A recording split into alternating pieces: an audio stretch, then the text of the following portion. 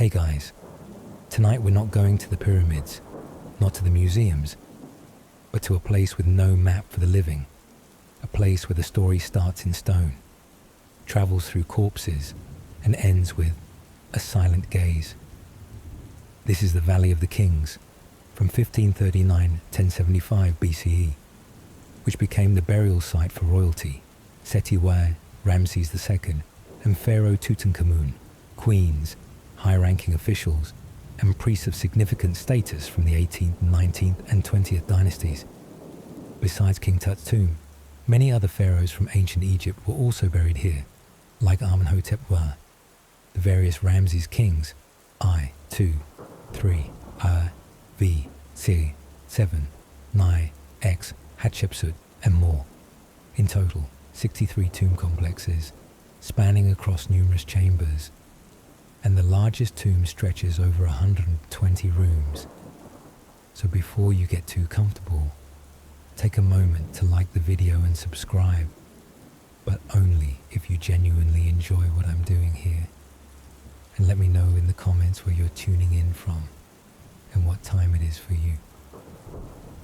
It's always fascinating to see who's joining us from around the world. Now, dim the lights. Maybe turn on a fan for that soft background hum, because we're about to step into a place where time stands still and history whispers in the sound of sand. A day in the afterlife architect's office. Imagine you're an ancient Egyptian architect. You've just graduated from the Afterlife Construction Academy, 4.5 lifetimes program. You receive a royal commission. Client, Pharaoh. Deadline, before he dies, could be next week. Requirement, build me a place I'll live forever. No windows, no exit, just 80 rooms, include a boat garage, an organ locker, and a Tomb Raider trap system. Oh, and don't forget, my soul must pass through, but no one else can. You blink. You hold a chisel and a spiral-shaped doodle. You ask, is there a budget? The answer is silence, because he died 2 hours ago. Now you're left with stone, sand, and a crew of workers with no overtime pay. The result? You carve a tunnel plunging 100 meters deep, with 4 changes in direction, 3 stairways, and 1 final chamber holding a 700 keystone coffin, just to ensure the person inside never leaves again. You've just created the only architecture on Earth where the end user never comes out to complain. If AI existed back then, it would ask, are you sure you want to proceed with a no exit design? You click, yes, forever. One way in, no way out. The entire structure of a royal tomb was designed like a one-way map for the soul alone. Egyptians didn't believe in zombie-style resurrection. They believed in a journey, and that journey was not meant to turn back. No back doors, no emergency exits, no VIP elevator for noble souls. Just one entrance, then sealed shut with stone, mortar, ritual, and a tiny little spell. Do not open. Everything leads downward. No stairways going up. No light at the end of the tunnel, because light has been replaced with a painting of Anubis holding a whip, standing guard. And if you, a living person, try to go deeper, you'll find yourself lost in a spiral, disoriented, and finally standing before a door that even time refuses to open again. A whisper from within, I have rested. Every torch has gone out. Every last footstep has withdrawn from the stone. I have been sealed, like a poem ending with a period. And yet you come. You step in, bringing white light and blinking eyes. You look around. You gasp. You call me by a name, from the tourist map. But I don't need to be called. I don't need the light. I need to be forgotten. Every painting on the wall is a door not to be opened. Every jar holding my guts is not for study. And this room full of gold is not for Netflix documentaries. I left no riddle. I need no decoding. I just want to sleep. Can you do that for me? And that is when you step back, gently, saying nothing. Because in this place, the only one who needs to be heard is the one with no words left. The ancient Egyptians didn't build tombs. They designed silence. Not a room to place a corpse and then cover it with dirt. Not a grand mausoleum for the living to visit, but an illogical map meant solely for the soul, carved deep into stone, decorated with images of the afterlife, and sealed with a promise that no one shall disturb me again. What's called underworld architecture is actually an art, where the designer receives no feedback from the user, yet must ensure that person will never get lost in the afterlife. A day in the royal tomb builder's life. You are worker number 154. No one knows your name. No one records your efforts. You live in Deir el Medina, a village that specializes in royal sleep. Each day, you wake up from a straw mat. Eat a piece of bread so dry it takes 2 dips in water to bite through. You don't know what day of the week it is. You only know today. The 3rd level of the tomb must be inscribed with 114 lines of scripture for the soul. Miss one line, and the pharaoh might wander into the realm of dead but not reborn. As for you, you lose your job and your afterlife. The shift begins as you crawl into the earth. Not a mine, not a bunker, but a long, narrow hallway where just a few steps in, the temperature drops like the palm of Anubis's hand. The air thickens, and the scent of carved stone fills the space like time being split in half. You work beside an old artist, 30 years spent painting only the Eye of Horus. He tells you just once, carve whatever you want, but don't confuse the left eye with the right. You ask why. He doesn't answer. He only says, one man tried, and no one remembers his name. The descent, no way back. Every royal tomb shares one thing. One entrance, no exit, no back door, no emergency route, no evacuation map in case of unexpected resurrection.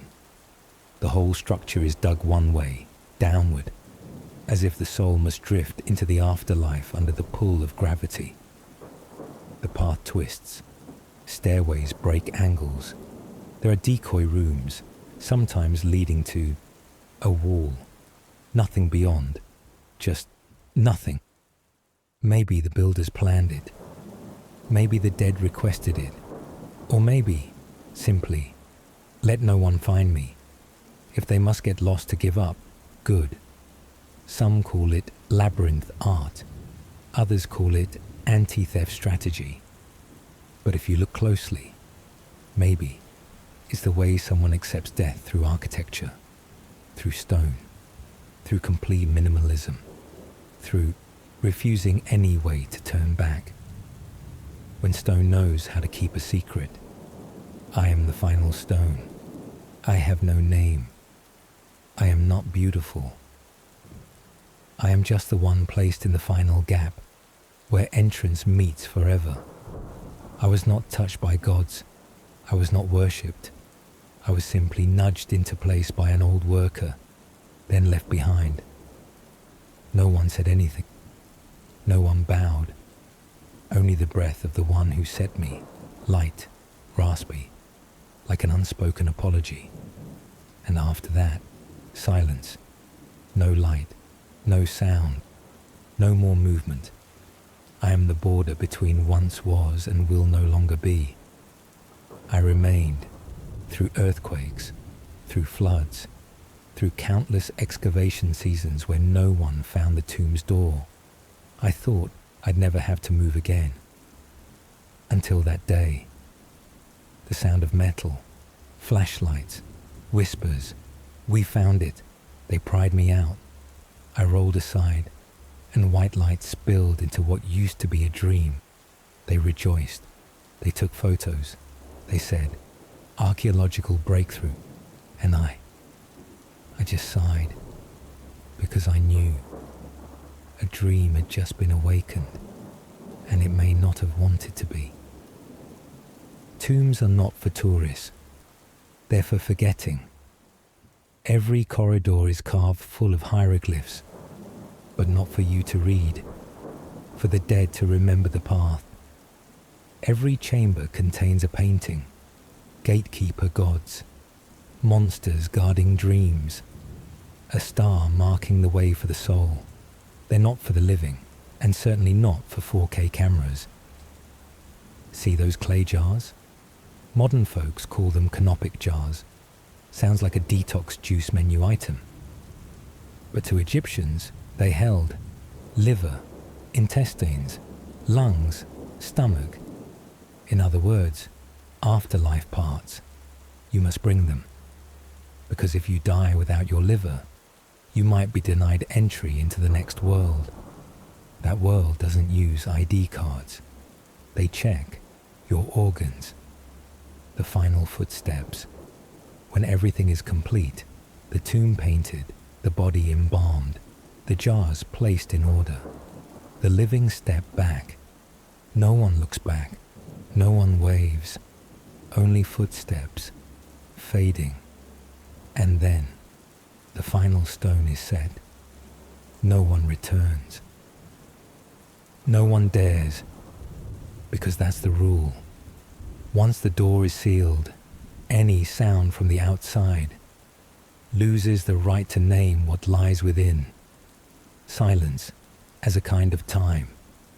When you look at an ancient Egyptian tomb, don't just see the gold leaf. Look at the distance between stone and stone, between carving and intention. That space is where the dead speak through their absence. And if you listen closely, you will hear nothing. Because that is the point. The tomb was designed so no one would answer. Because the one inside has nothing left to say. Only us, the living, keep asking. And the deeper we dig, the more we realize we should have known how to be silent from the start. What do you think a curse is? A shouted incantation, a swirl of black smoke around a mummy, an eye staring at you from behind a stone wall. Wrong. A real curse doesn't need theatrics. It doesn't need flickering blue light, no flashing bulbs, no creepy background music. A real curse just sits still and waits. I walked in, and I haven't really left. I entered Tutankhamun's tomb on a November afternoon. No one chose me. I was just the one holding the flashlight at the time. Carter looked at me, nodded, and I, the first one, slipped through the narrow opening where time had collapsed into silence. The air inside was thick like a secret. No scent, no sound, only something. Like you just disturbed someone who had slept far too long. I aimed my light. The beam touched untouched gold, depictions of Ra, Horus, and an arm extended as if waving, but not at me, at someone or something still standing behind me. No one. I checked. No one. But I knew. I was no longer alone. I stepped further, one stair, then two. The chamber opened, and the stone coffin lay there so still that even silence itself seemed uneasy. I didn't die. I didn't go mad. I still write books, still attend conferences, but I no longer sleep peacefully. Not nightmares, Just that every time I close my eyes, I see that gaze, not from a person, but from the space between two layers of stone. I walked in, and I haven't truly walked out. Deaths with no one calling their name. No one wants to believe a curse is real, but then people start disappearing. No drama, not immediately, just one by one. Lord Carnarvon, the sponsor, bitten by a mosquito. The wound got infected, died less than 2 months after the tomb was opened. On the night he died, Cairo lost power, all of it. No one could explain. A local shook his head. The pharaoh has claimed his first debt.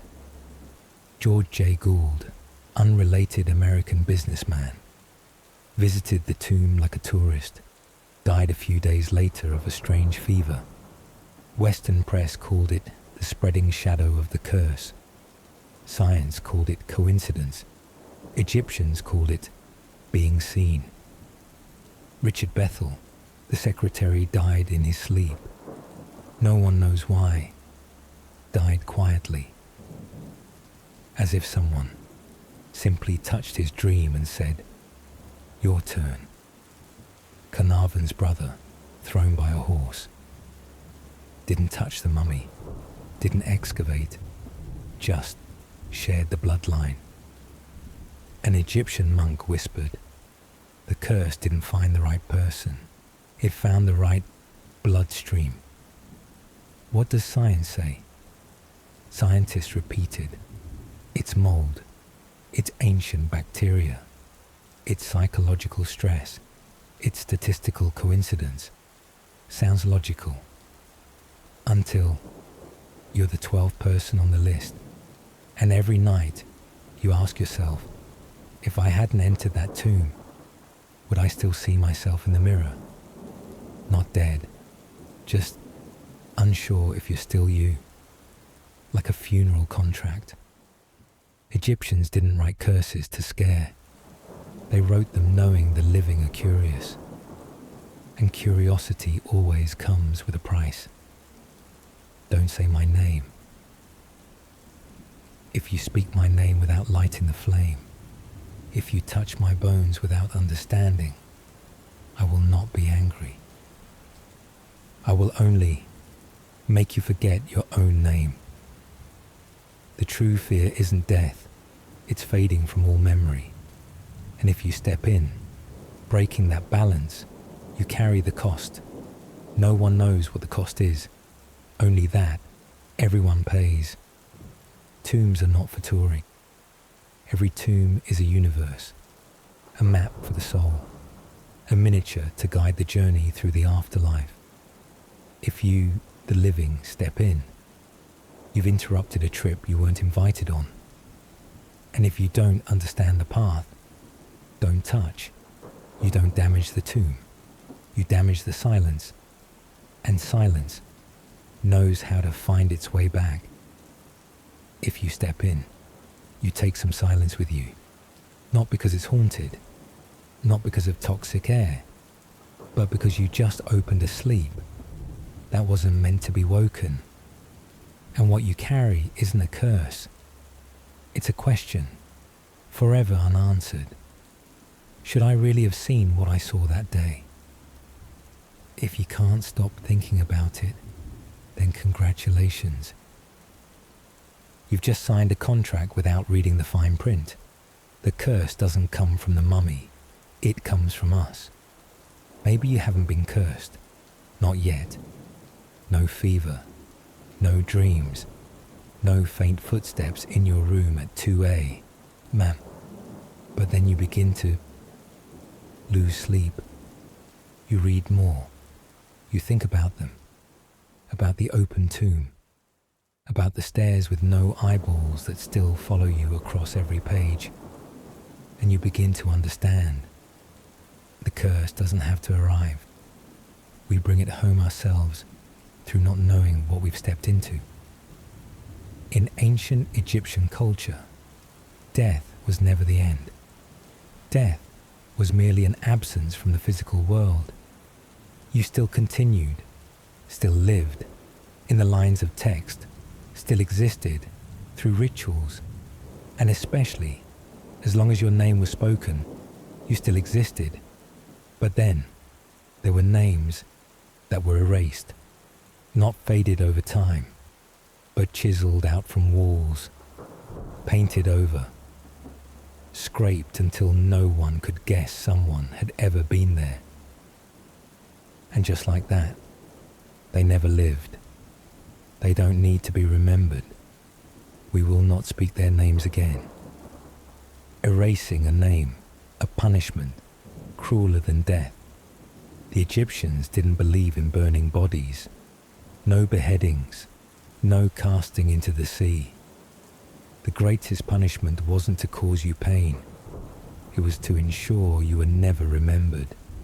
You could live your whole life as a general, a noble woman, a queen.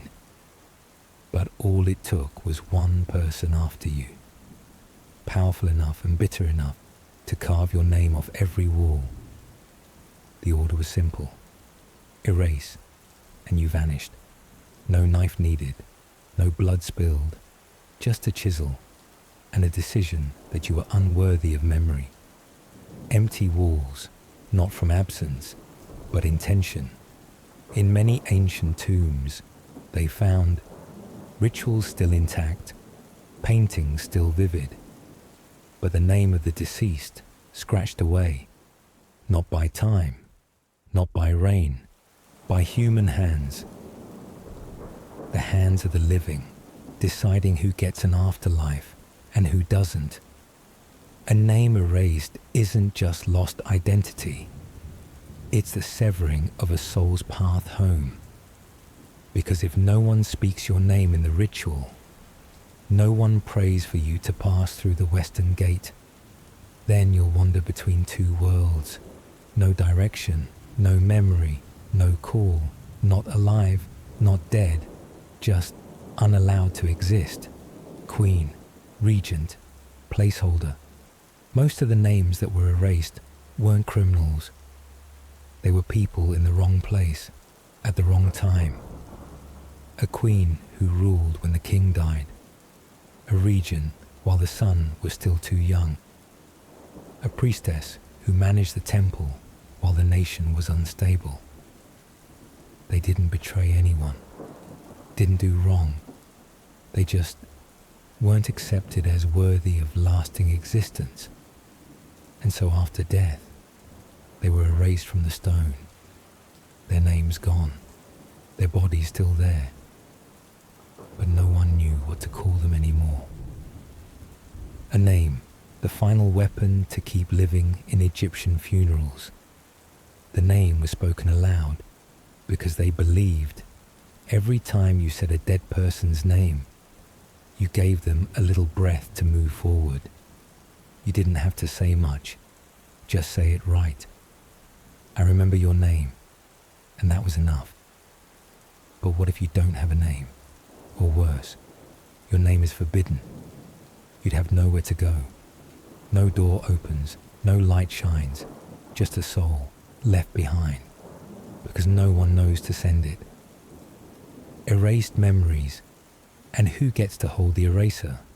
We often think history is about right and wrong, but in ancient Egypt, it was also about who is allowed to be remembered.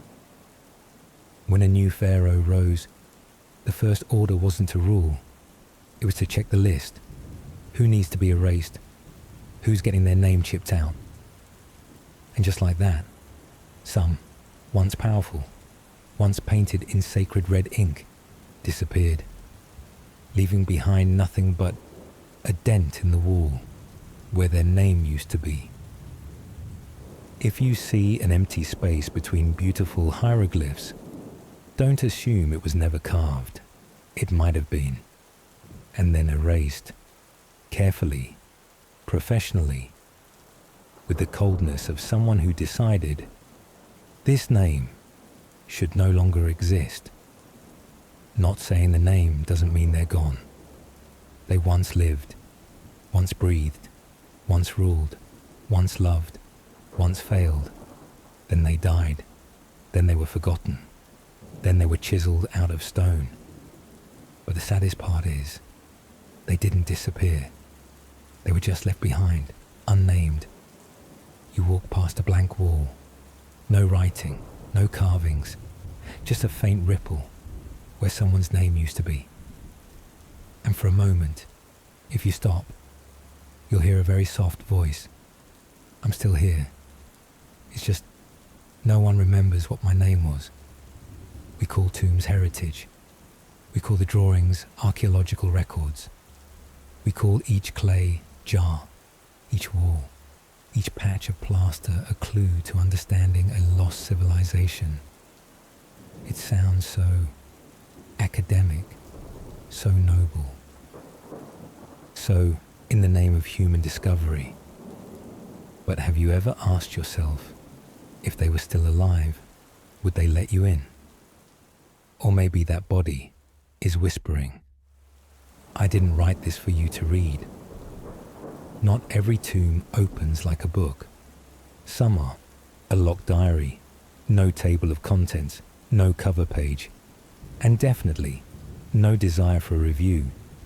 Even walls know how to keep secrets inside every royal tomb. Are hundreds of square meters of walls painted, carved, and colored, not for decoration, but to guide the soul. Every image, a step, every word, a hint, every color, a symbol for the afterlife. It's like a Google Maps for the soul, except no one gets to share the link.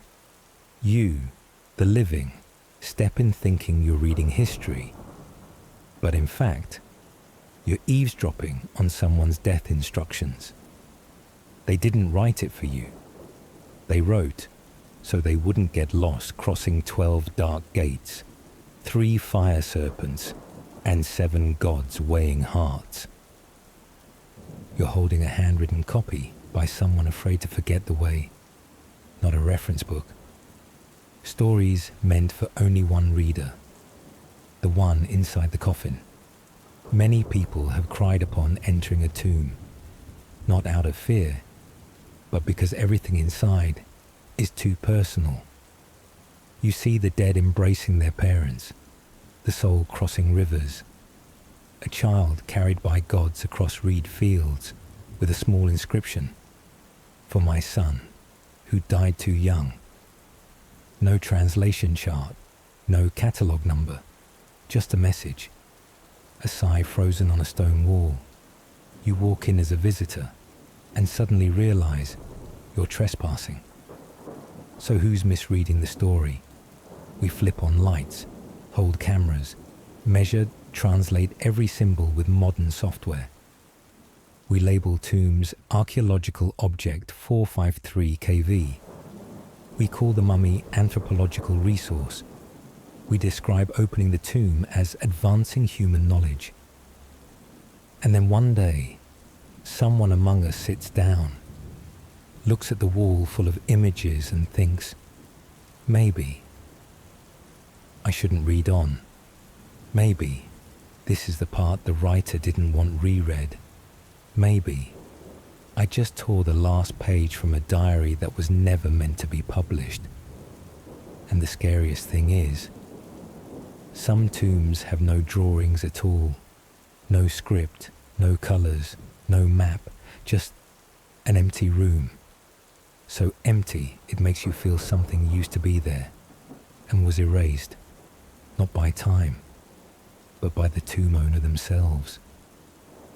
I don't want to leave anything, don't want to be analyzed, don't want my heart scanned by lasers from the future. That's not laziness. It's a conscious choice that death does not require an audience. When the dead knew everything would be read again. The Egyptians believed the gods would reread every action you took. The words you wrote would be balanced against your heart. Everything you buried would become evidence. So they prepared carefully. They wrote cautiously. They hid what needed hiding.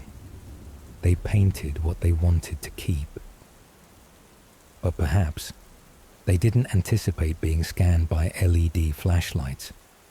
No one warned them. One day, your descendants will open Google Translate inside your tomb. One day, the story you wrote for the afterlife will be sold in timed entry tickets. You weren't the greatest pharaoh. No epic military campaigns, no colossal temples, no stone-carved power poems. You ruled Egypt for about 9 years and died at 18 or 19. No time for a fake beard, no time to debut your legacy. Yet 3,000 years later, the whole world calls you the most mysterious king in human history. Your name was Tutankhamun. Short, Tut. The world now calls you many things. King Tut, the boy king, the most famous mummified pharaoh, and sometimes, simply, the kid with the golden tomb, the glory of a child who died. Too young, your death became the beginning of thousands of books, a curse, a treasure, an ancient civilization revealed through a small hole carved into the sand. But if we strip away the gold, forget the legendary mask, Tutankhamun was just a teenager caught in a war between grown-ups. Your father was Akhenaten, the one who dared to overthrow the entire pantheon. Your mother could have been your half-sister or your aunt. Egyptian genealogy wasn't very clear. And when your father died, you, just a child, became king, on a throne patched with old wood, with regents standing behind you, and a confusion on your face that no one ever carved into stone. Death wasn't the most shocking part. Tutankhamun died young, maybe of fever, maybe an accident, maybe a murder. No one's sure, because when they found your body, it was broken, burned, and a bit chaotic. Some of your remains were glued to the coffin with too much embalming resin, a leg broken, ribs missing, a face flattened like a pastry, still gilded, and they still called that eternal rest. But maybe the real tragedy is, you were never truly at rest. You were never truly buried. Tutankhamun's tomb, the most famous, yes, but it was a secondary tomb, small, cramped, unpainted in places, hastily drawn, a wall smeared with paint. Many items belonged to others, possibly recycled from cancelled funerals, meaning you were buried in a rush, and someone hoped no one would ever find you. Tutankhamun, though pharaoh, was never given a tomb worthy of the title. You were hidden, gently, quickly, like a child who died suddenly in a family already hiding too much. But you were found, 3,000 years later, with flashlights and licensing contracts. Howard Carter crawled through a crack and shined a flashlight. What appeared first wasn't your mummy, but gold, so much gold. Gold-covered chairs, gold-covered chests, gold inlaid into your mask. And so, Tutankhamun, the boy never respected in life, became a global cultural icon. Books were written, paintings made, movies filmed, t-shirts designed, TikToks made with your mask bobbing to disco beats. No one asked, did you want this? And maybe, if you came back and saw your body on display in a glass case, you'd sit up and say, I didn't sign up to be famous. Never given a reboot, no personal monument, no grand temple, no retelling in reverence, never crowned by your own choice, never died like a regular man, never buried like a pharaoh, never left to rest in your own tomb, never allowed to stay silent. Tutankhamun was a king who never got to choose his fate.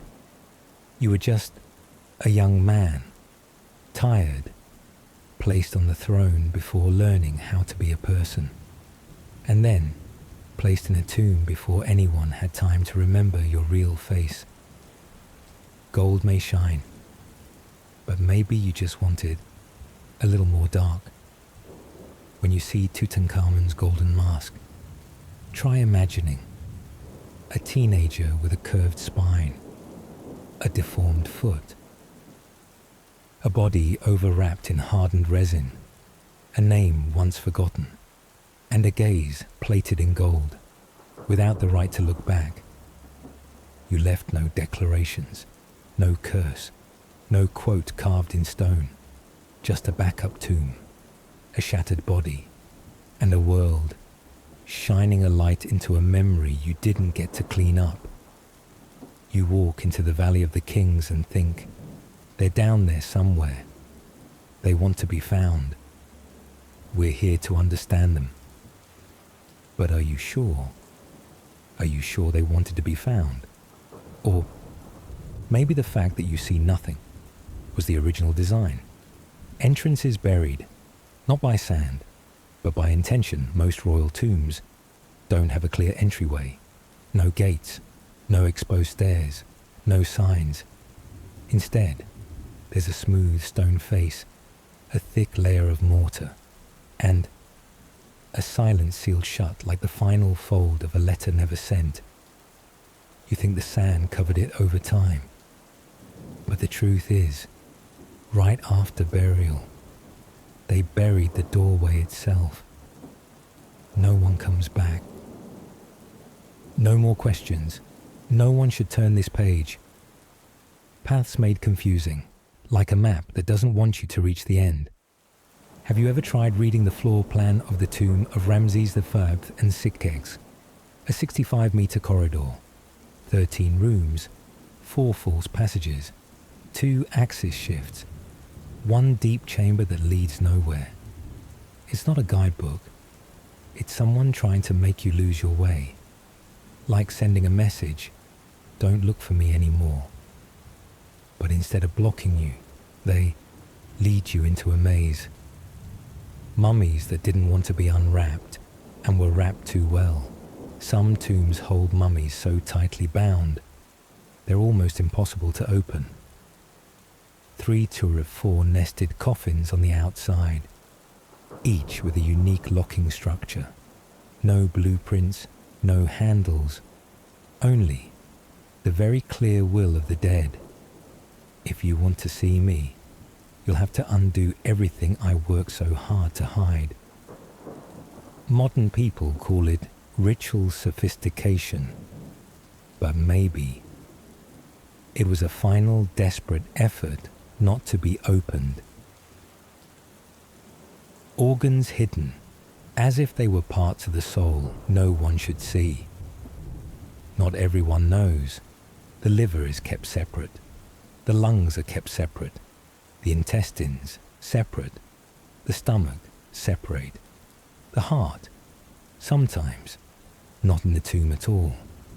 Some tombs don't contain a heart, not because it was lost, but perhaps it was never left behind, because the heart is what Ma'at uses to weigh judgment. If you leave it, you may be judged. If you don't, you may never be called at all. Maybe some pharaohs chose, I don't want to be judged.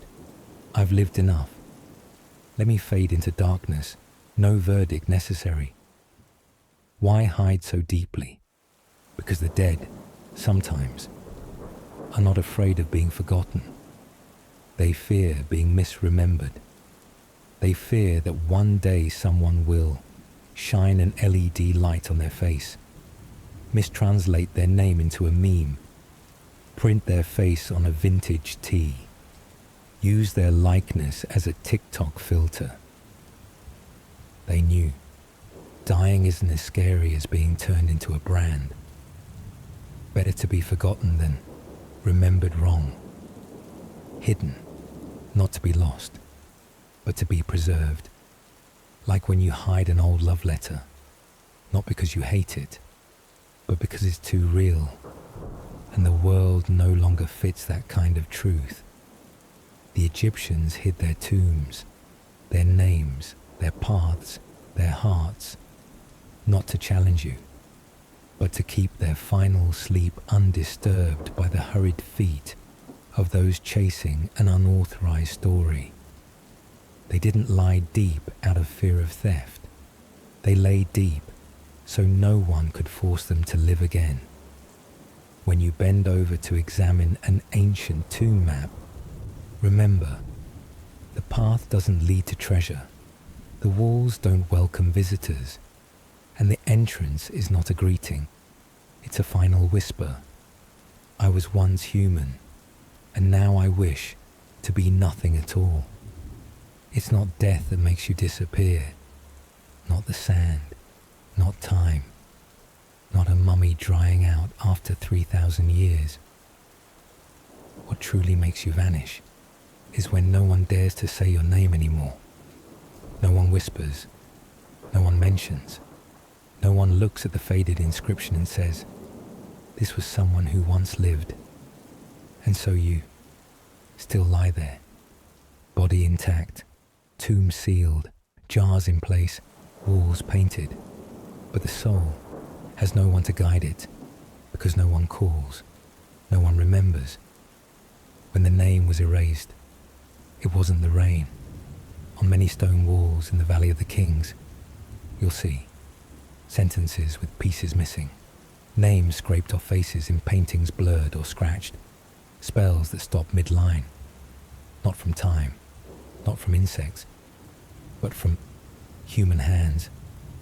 Someone alive, a descendant, a new ruler, decided this name should no longer be here. And that's how that dead person lost their way home. The body is still there, but no one knows who they were. Some tombs are complete, sarcophagus, furnishings, murals, but no name, no title, no role, no rank, just someone. And in ancient Egypt, where a name is the ticket for the soul to move on, to have no name means to be held back forever. Nowhere to go, no next life, no meeting the gods, just floating like a glitch in the spiritual system. Why were they erased? Not for murder, not for betrayal, not for stealing treasure, but maybe because they stood in the wrong place in history, or had views different from their successor, or were women who ruled while men were still fighting for the throne. And so, after death, she wasn't worthy. He shouldn't be worshipped. Stop saying their name.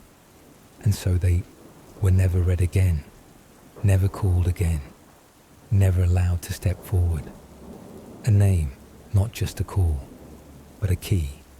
The Egyptians believed, as long as your name is spoken, you still exist. That's why they engraved names on everything. Coffins, staffs, sandals, mirrors, walls, water jars. Because the name was the lifeline between person and soul. Lose the name, and you fall out of the system. No one can find you, not even you. And one day, they became background characters in their own story. They once lived, once loved, once ruled, once failed, once wept, once did good. But now, they are only a scraped patch on a wall, a broken line of text, a mummy labeled unknown. And we, the living, stand and take notes. Name undetermined, possibly female, possibly from the 18th dynasty, possibly. Was someone. Can you hear the bitterness in the way the world says, possibly? Final thought. Not everyone needs to be remembered, but no one deserves to be erased. The Egyptians believed death was a transition, but if you have no name, you don't go anywhere. You're just held back, like an incomplete file, a folder that won't open, a memory locked on purpose, And so they remain, not angry, not cursing, not knocking, just waiting for someone to say their name right, which may never happen again. You think stone doesn't know anything, that walls are just things that sit still for others to carve on, that they have no opinions, no emotions. But imagine, for the past 3,000 years, only the wall hasn't left. No one else stayed, no living, no dead, no archaeologist, no king, only the wall. Stone doesn't speak, but it doesn't forget every carving, every brushstroke, every rough chisel mark is proof of a human hand that once believed, I'm writing this to be remembered forever. Someone sat for 3 days to carve a single short spell. Someone knelt to paint the portrait of a king they never met. Someone died while finishing the last line, and that line still ends halfway, like a breath, never exhaled. The wall saw it all. The wall knows, but the wall doesn't speak. It just holds and waits for the right person to ask by not pressing. Not every image was meant to be translated. What do you see when you look at a wall full of hieroglyphs? A poem? A guide through death? A letter to the gods? Maybe. Maybe. It's a cry. Not everything has meaning. Sometimes the carver didn't want you to understand. They didn't carve it for someone to translate into English. They carve so someone might understand, if they're quiet enough. Some lines are just a name, repeated, as if the writer feared that if they didn't carve it enough, they'd be forgotten the moment they died. And you, the living, walk in, holding a notebook, turning on a light, and write. Repetition, Tumona's name, unclear purpose. You're wrong. You're not wrong because you didn't understand. You're wrong because you thought you were supposed to. Some blank spaces were left on purpose. Some sections of wall are bare, not because they ran out of time, but because they chose not to draw. A white space amid a wall of color. A faint dent between lines of spells. Modern people call that incomplete area. But maybe it was the place reserved for what cannot be expressed. You see emptiness, you see lack, but the carver saw completion. Because there are things that if written would be insulted, that if spoken would be forgotten. Only when held in silence can they remain whole. Some walls have seen too much to tell it all. Some walls stood there when the body was placed inside, the final fire was lit, the tomb door was sealed with wet plaster, the last worker walked away without a word. And then, 3,000 years later, a flashlight turns on, a camera clicks 12 times per second, tourists walk past, holding ice cream and soda. Someone says, looks kind of ordinary, huh? And that wall doesn't crumble, doesn't collapse, just adds a small crack right beneath the eye of Horus, not from weakness, but from not being able to bear the wrong questions. Conclusion. Not everything carved was meant to be read. We read, we decode, we translate, we label, we publish, we flip every brick to see what they said. But sometimes they didn't say anything because they didn't want to say anything anymore. And the wall, like the last friend who kept their word, still stands there, silent, still holding a story that maybe we're not quiet enough to hear. The ancient Egyptians believed, as long as your name is spoken, you live on in some form. That's why they carved names on walls, on bowls, on sandals, on water jars, and sometimes on ancient bars of soap, because they thought, as long as someone reads my name, I'm not entirely dead. And then, thousands of years later, when scholars turn on their lights, hold pens, flip through hieroglyphic dictionaries, they read those names clearly, solemnly.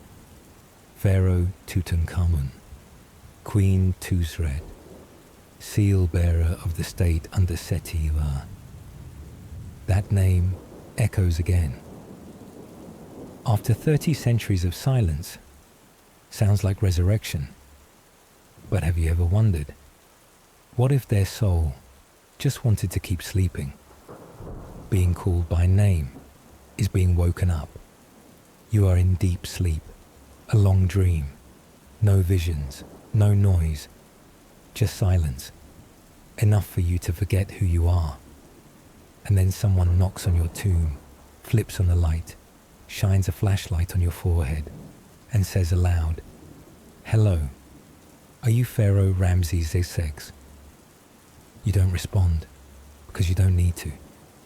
But if some part of you is still floating between two worlds, it might flinch. To be remembered is to be touched. Tutankhamun is remembered, very clearly, very golden, very commercialized. He is no longer a mummy. He is book cover school badges, Halloween masks, his mask printed on museum coffee mugs. People remember his name, but they don't say it to bid farewell. They say it to keep him here, in the world of the living, And if you are the soul of Tut, you might only want to whisper, "Stop calling. I've already left." A name. Like a notification a soul can't turn off. The dead don't respond like the living. They don't frown. They don't shout. They don't walk away. They just don't get to fall back asleep. Every time their name echoes in a gallery, a book, a classroom, a YouTube video, a part of them gets pulled back, not to be reborn, but to stand as witness to their own past, again and again.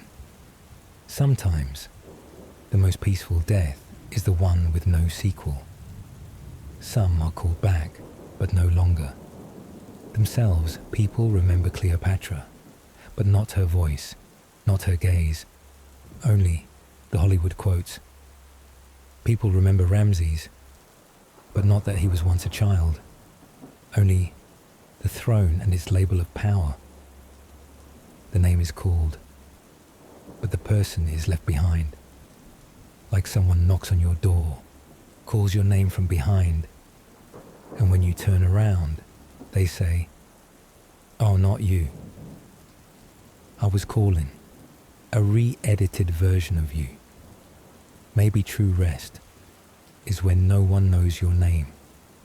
In the world of the living, being remembered is a reward, a recognition, a comfort. But in the world of the dead, being remembered can be a burden, because not everyone wants to be an immortal symbol. Not everyone wants to live forever in human history. Some just want to dissolve. No more name, no more rituals, no more being called awake. They want sleep, without sound, without spells, without archaeologists whispering, "We're here for history." Maybe history should let some names drift away without shouting. The ancient Egyptians believed, as long as your name is spoken, you live on in some form. That's why they carved names on walls, on bowls, on sandals, on water jars, and sometimes on ancient bars of soap, because they thought, as long as someone reads my name, I'm not entirely dead.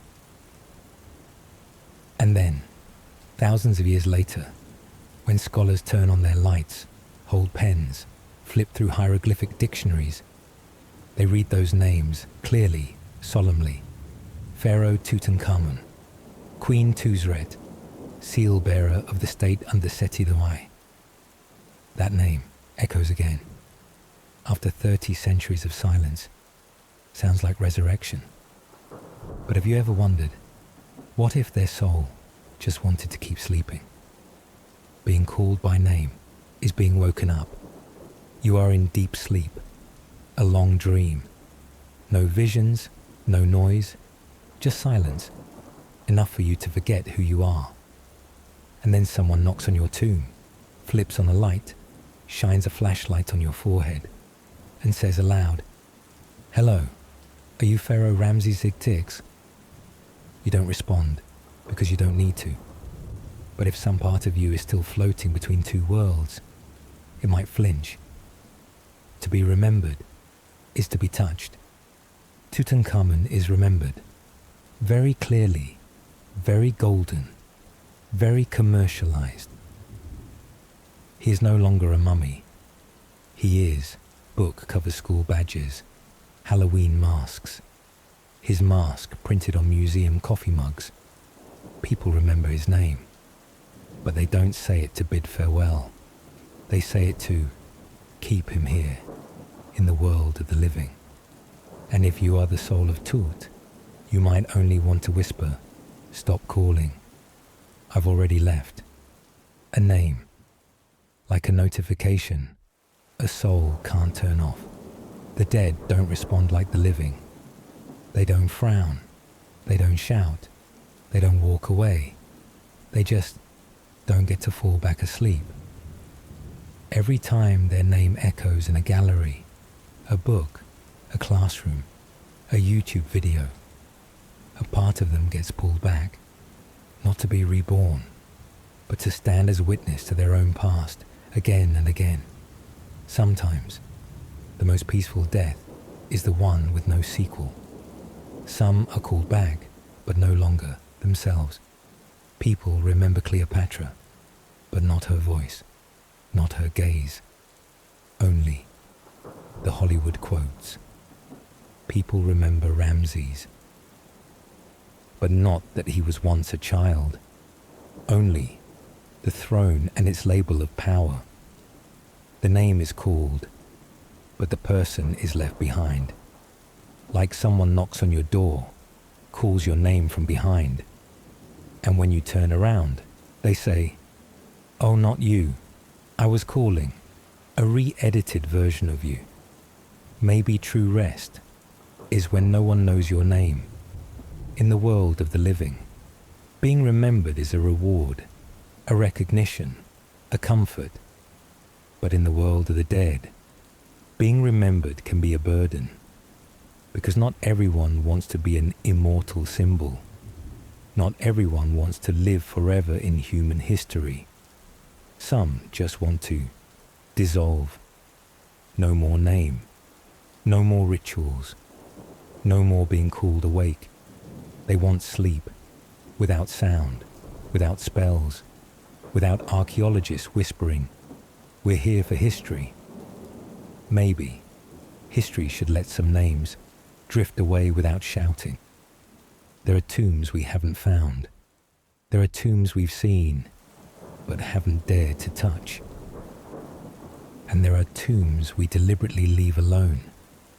Not because we lack the tools, not because the budget isn't there, but because something inside is whispering, no. Doors still sealed with mortar. Sometimes, during surveys, archaeologists discover a thin wall at just the right depth, with a small crack, just enough to know. Behind it, there's emptiness, a room, a corridor, a piece of history. They place seismic sensors, they redraw the map, they write up reports, but in the end, no one breaks the wall, not because they can't, but because no one wants to be the first to do it. Some tombs were touched, but never entered. Did you know? Some tombs have been partially opened, confirmed to contain objects, traces of oxygen inside, marks of the hands that came before.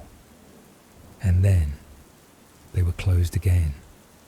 No excavation, no press release, no exhibitions, just quiet retreat, not out of pressure, not out of superstition, but because they felt everything inside is still intact, and we, the living, should not be the ones to disturb that wholeness first.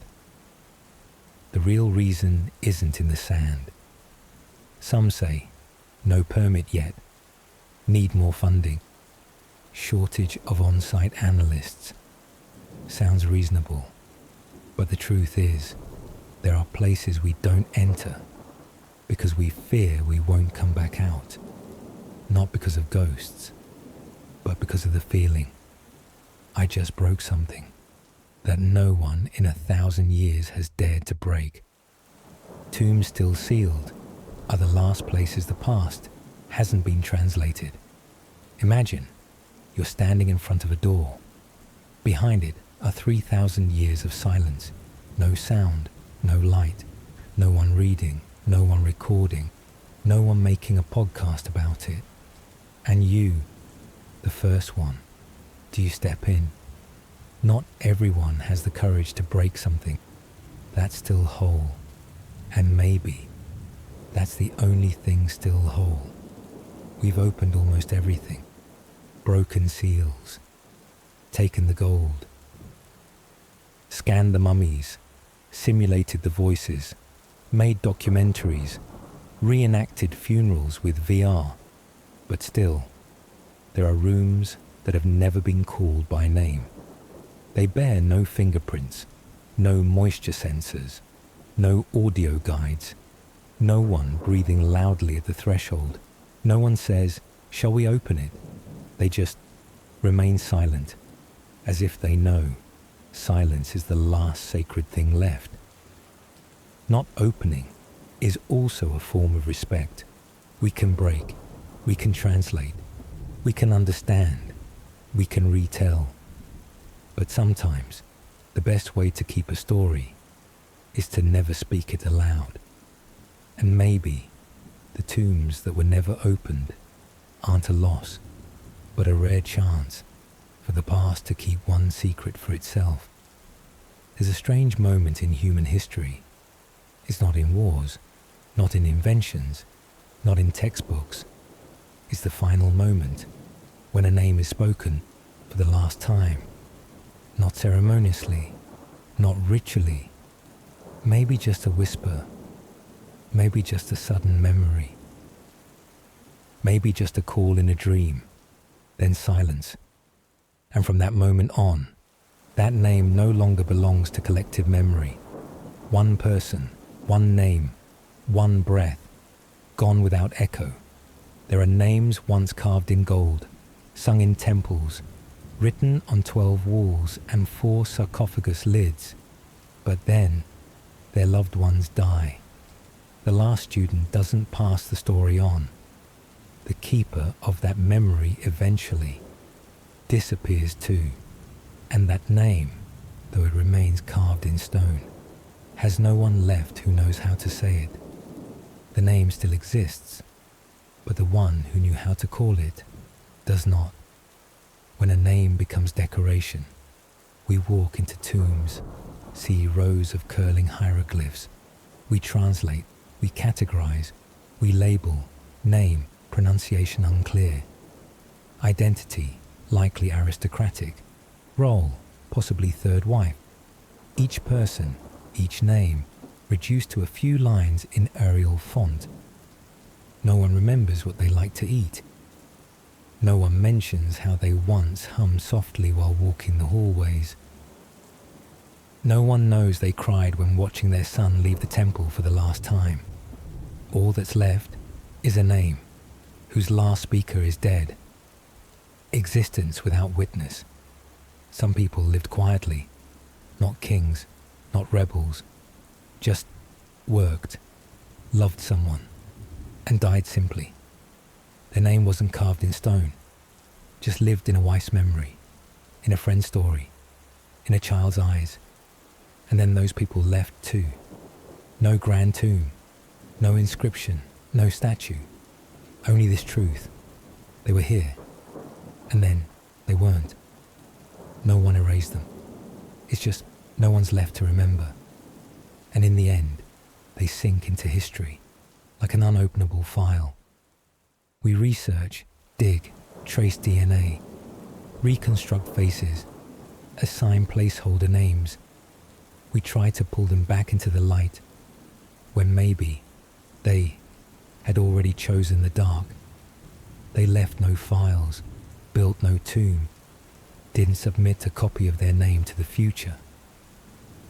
They slipped out of memory's current, like a speck of dust not trying to cling to anyone. To be remembered is a privilege, but to be forgotten is sometimes a mercy. Not everyone wants to live forever. Not everyone needs their name in a book. Not everyone enjoys being read aloud in a museum by an AI voice mispronouncing the vowels. Some people lived fully, just to vanish quietly. And the saddest thing isn't that they were forgotten. It's that we keep trying to remember by getting it wrong. Let some names drift. No translations, no statues, no Reddit threads. Just a whisper. I don't know who you were, but I believe you were here. And that's enough.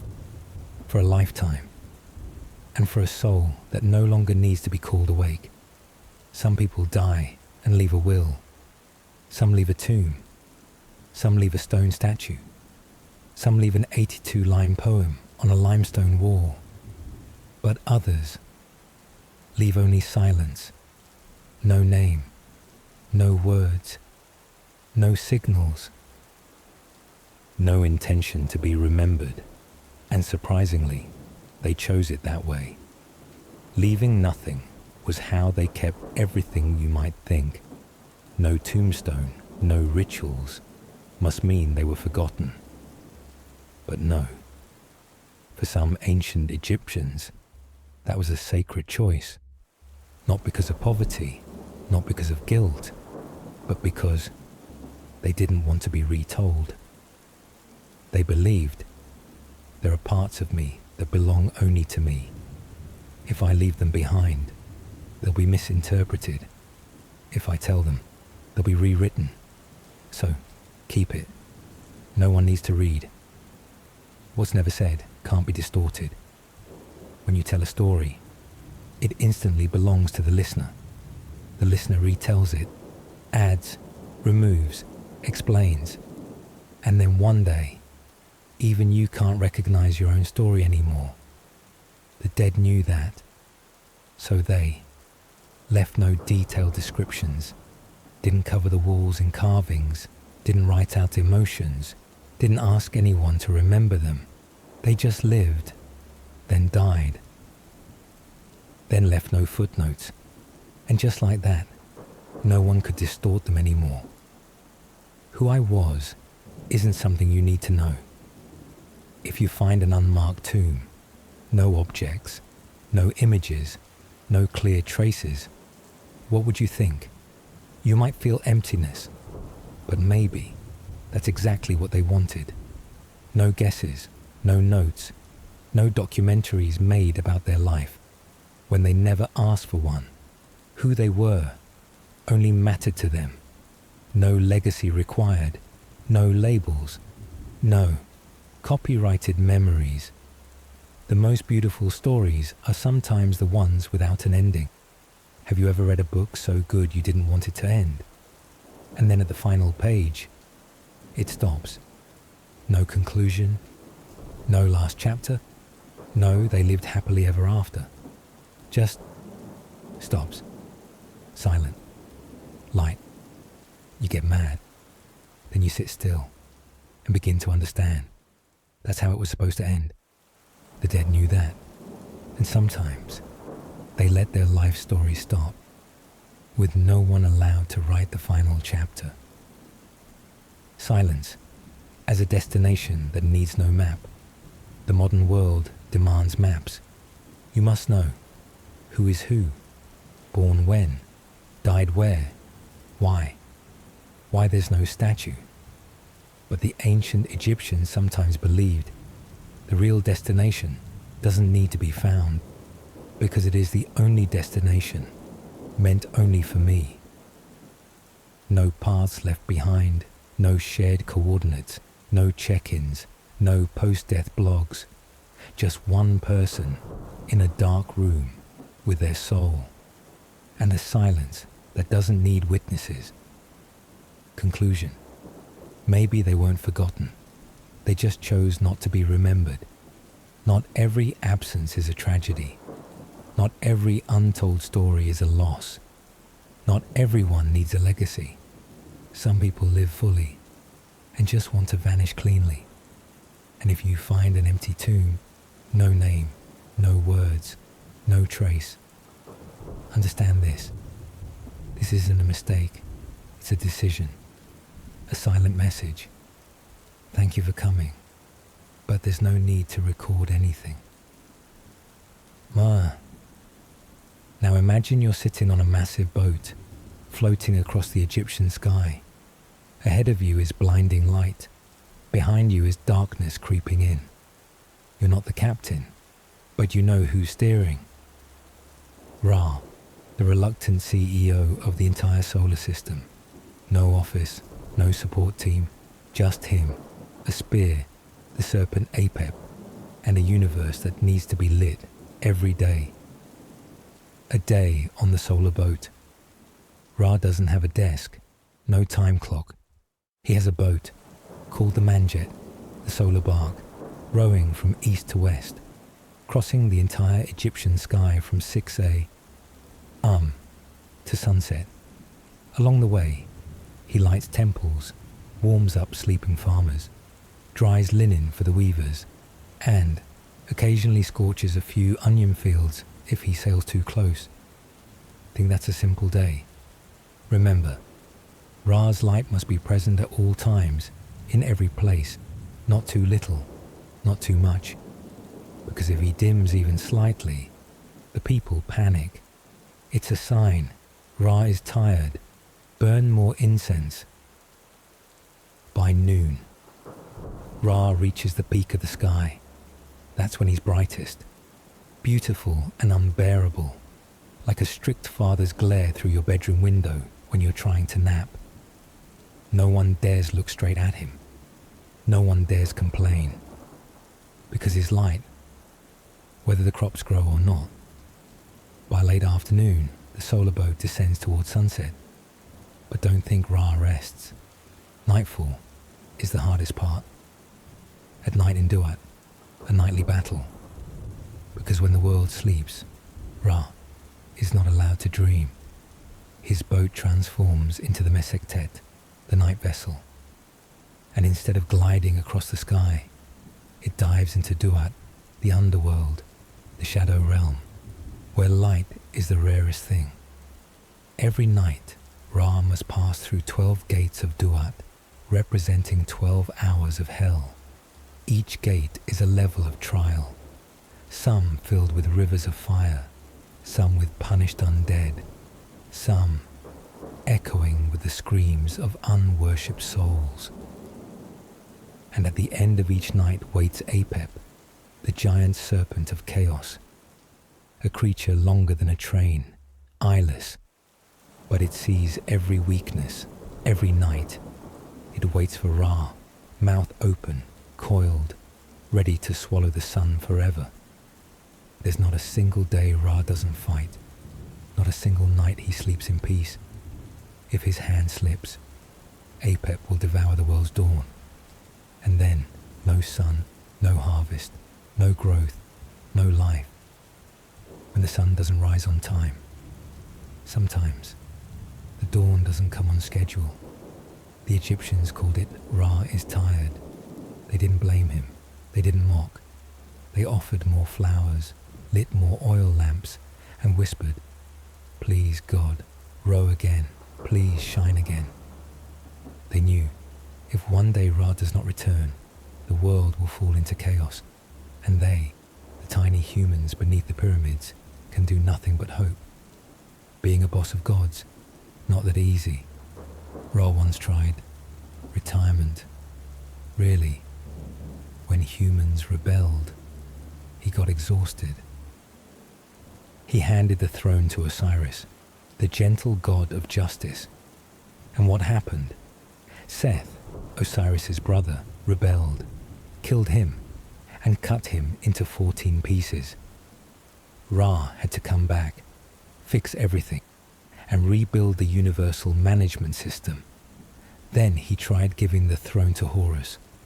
Horus took the crown, but still needed Ra's help to fight chaos every night. Ra realized he could leave the throne, but no one would row the boat. Re has feelings. Two people think gods don't get tired, don't feel sad, don't doubt themselves. They're wrong. Ra has been tricked, called weak. He once unleashed Sekhmet, his wrath in lioness form, who nearly wiped out humanity. He has felt rage, regret, exhaustion deep enough to make him want to disappear forever. But each time, he rode again, because not everyone can be the sun, holding the light for others. No one asks Ra, "Are you okay today?" No one brings him water or offers shade, because he is the sun. The whole universe sees him as light, and light isn't allowed to be sad. But the truth is, he's tired, he's lonely, and maybe he just wants to sit down, close his eyes, and sleep one night without dreaming of serpents. But in the morning, he rises again, because no matter how long the night, how big the serpent, how dark the river, Ra still rose. Not because he's immortal, not because he likes it, but because if he stops, the world will freeze and be forgotten. Ra doesn't win to be praised. He just doesn't lose. And because of that, tomorrow the sun will rise again. No one says thank you, but he rose anyway. And what about you? You're not a god. You don't have to shine. You just need to survive today. Ra doesn't ask you to carry the world. He just wants you to rest a little, because even he dreams of doing that someday.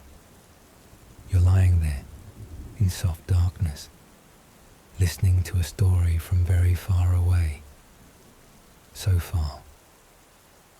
Justice hasn't taken the shape of a gavel yet, but simply a feather. Welcome to the sole tribunal of ancient Egypt. No black-robed judge, no police, no handcuffs.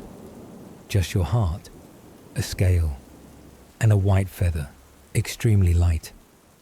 That's Mayat, goddess of truth, order, and justice. She doesn't raise her voice. She doesn't accuse. She just weighs the heart. And if your heart is heavier than the feather, you don't get to move on. Mayat, the quiet goddess of justice. Not like Ra, the radiant leader of every grand ritual. Not like Anubis, cold and mysterious. Mayat doesn't arrive in light or shadow. She just shows up as what is right, like silence in a crowd, like a deep breath before telling the truth.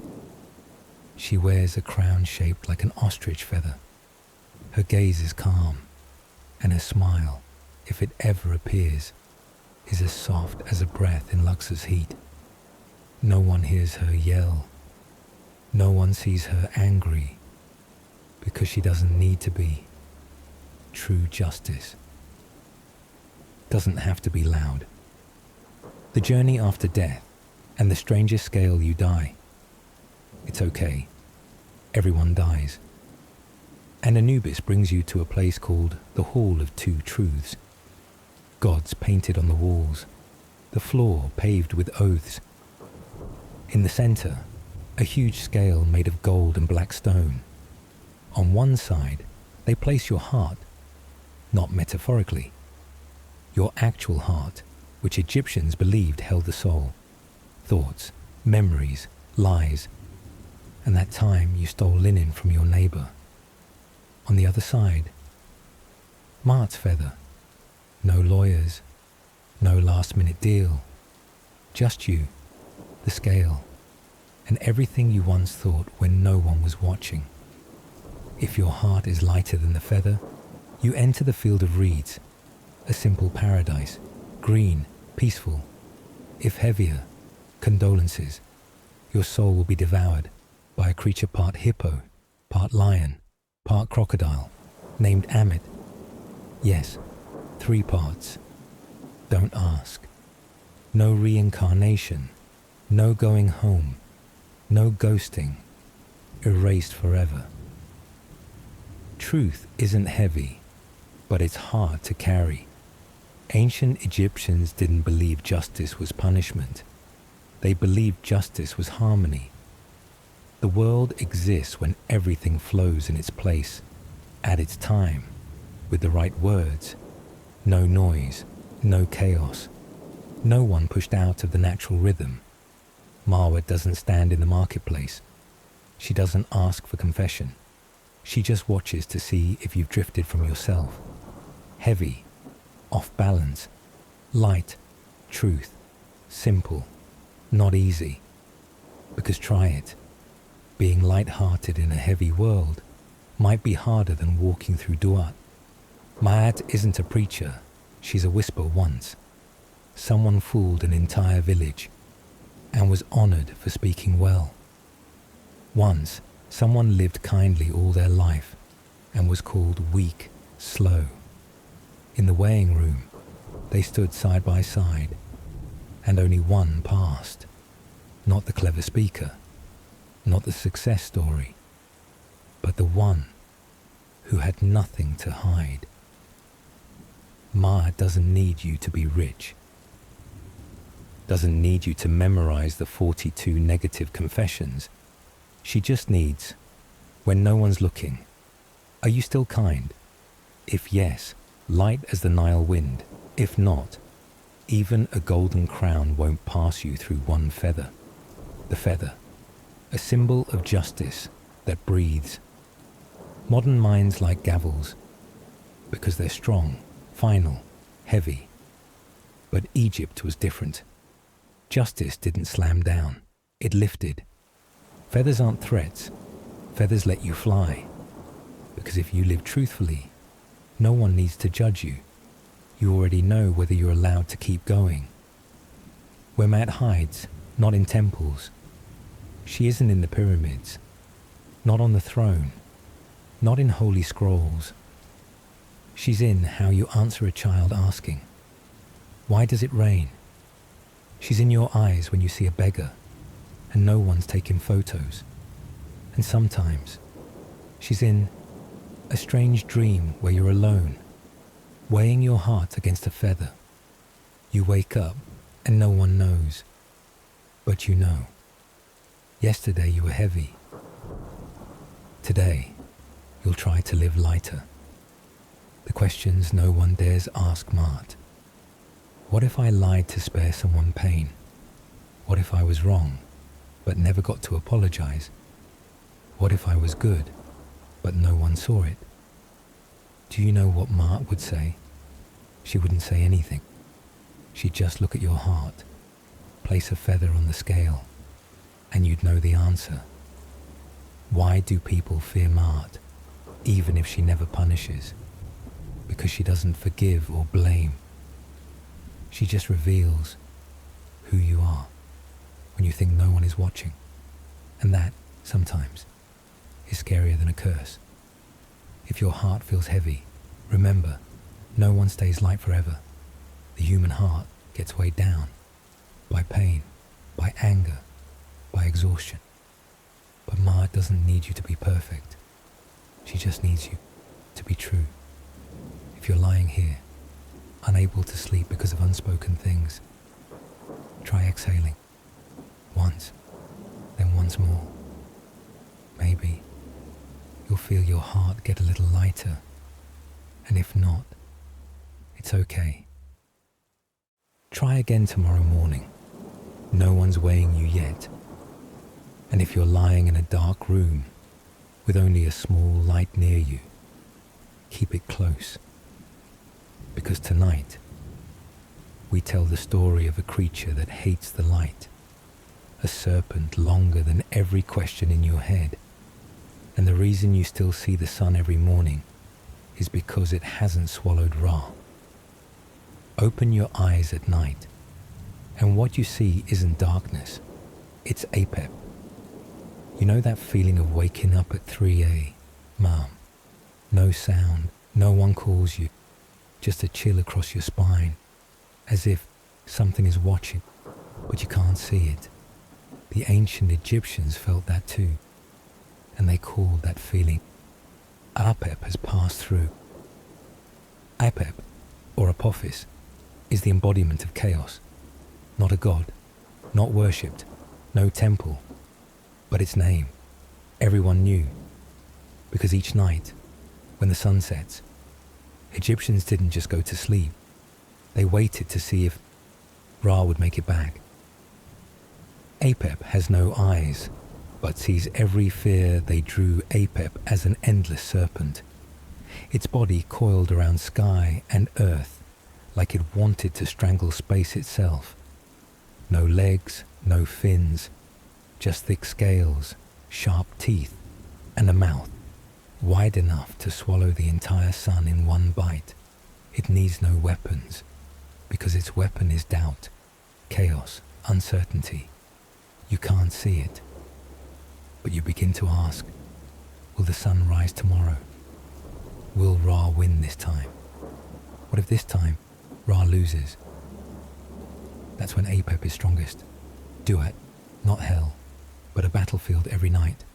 Ra rose through Duat, the underworld, no living souls, just the faint glow of the solar boat, and Apep lying in wait. It doesn't fight for fun. It was born to swallow. No emotion, no reason, no desire to win, just breakfast. The sun. Egyptians believed if Apep ever succeeded in swallowing Ra, the world would end, not slowly, not decay, just off, gone. Solar eclipse. When Apep almost won every time an eclipse happened, Egyptians panicked.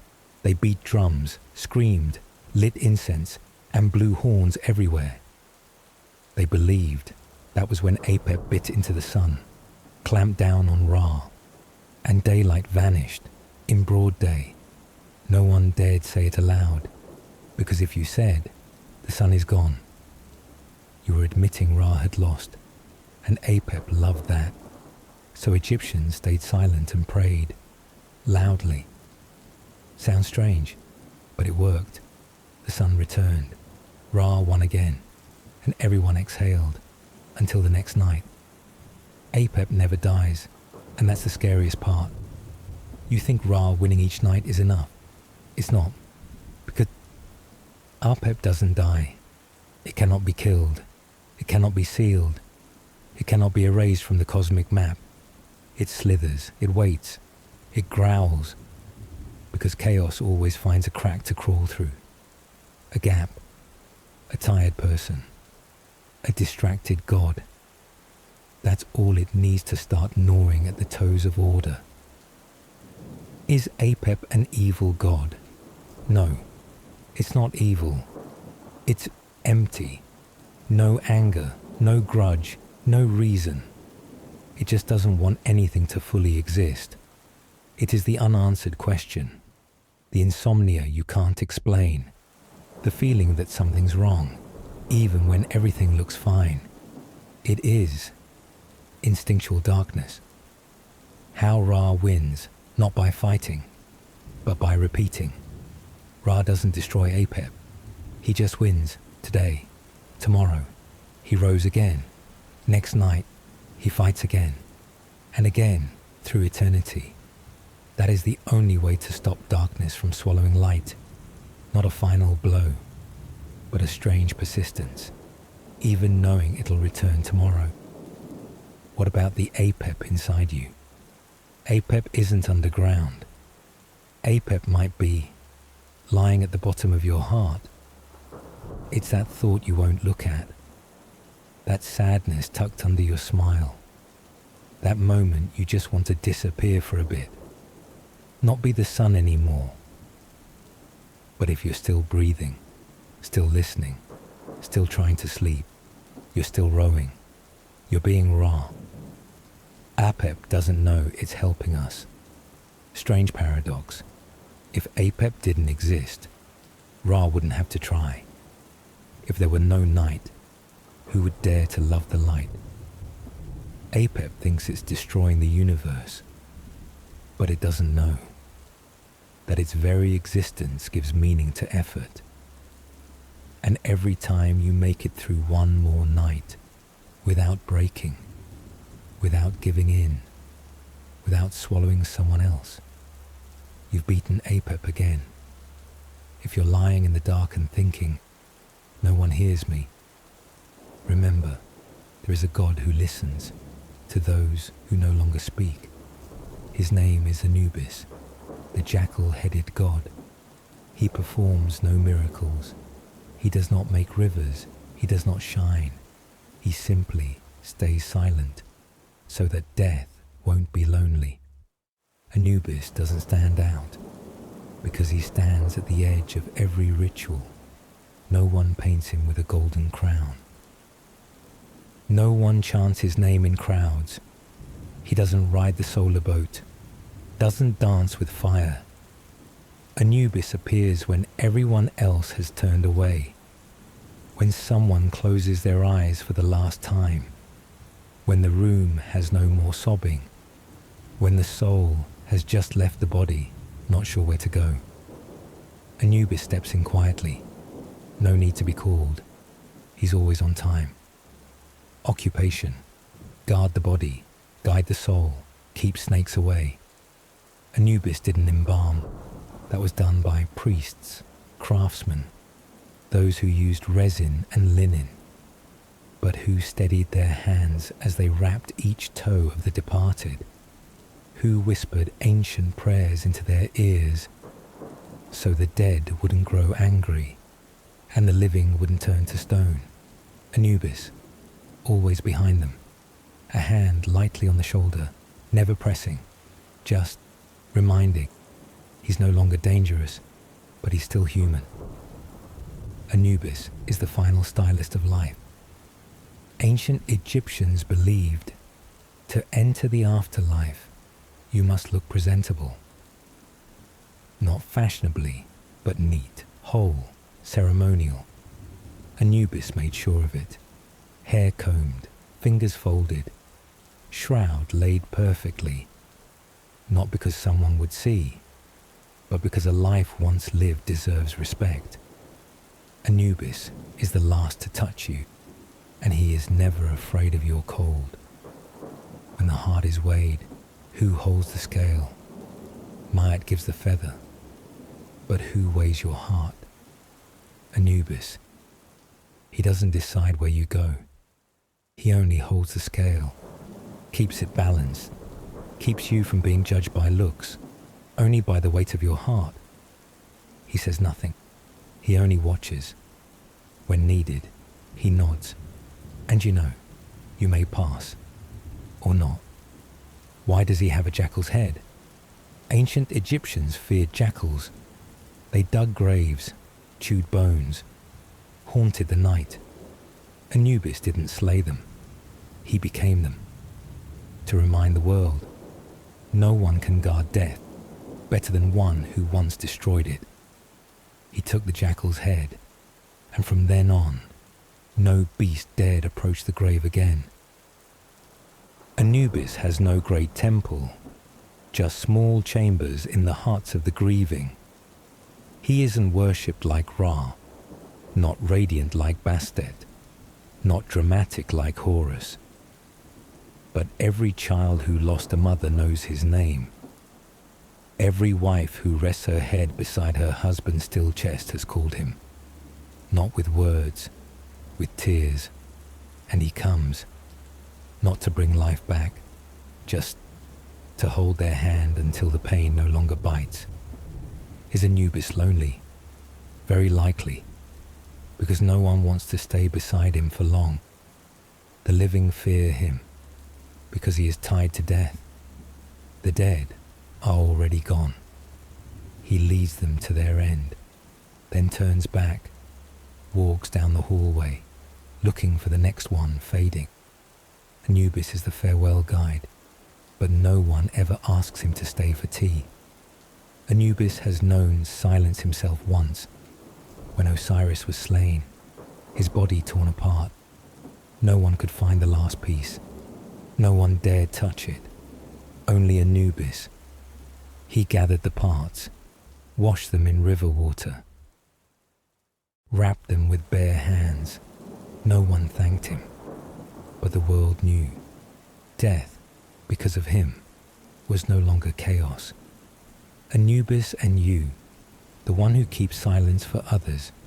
Have you ever been Anubis, when you didn't know what to say, but still sat beside someone in pain? When you cleaned up after a funeral no one mentioned? When you held the secret of someone who's gone, because you knew it was the last thing they needed? That's when you did Anubis's work. No one saw, but that soul surely knew. The dead aren't afraid, they just don't want to be left behind. Anubis doesn't keep life, he keeps memory, keeps the name from vanishing the second lips go still. When you say, he was a good man. When you place a hand on the chest of the one lying still. When you fold a letter from someone who won't come back. Anubis is there, nodding and whispering, I will hold this for you until it's called again. Dim the lights, turn on a fan. And if there's a cat lying on your chest right now, perhaps Bastet has arrived, not to disrupt, but to sit, watching you breathe. Bastet is a goddess, but she doesn't need to emerge from thunder. She doesn't need a dazzling crown, no lightning strikes or halos. She just needs to step lightly and the world finds order again, because she is a cat and she knows it. When a cat is more than a cat in ancient Egypt, cats weren't just pets. They were symbols, guardians, gatekeepers between light and chaos. The Egyptians saw cats and didn't just see a flicking tail. They saw self-possession, calm, and a graceful disdain for disorder. You scream, the cat looks at you. You sob, the cat keeps napping. The world collapses. The cat props its paw on the rim of its bowl. And the Egyptians understood.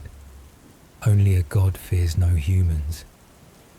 And so, Bastet was born.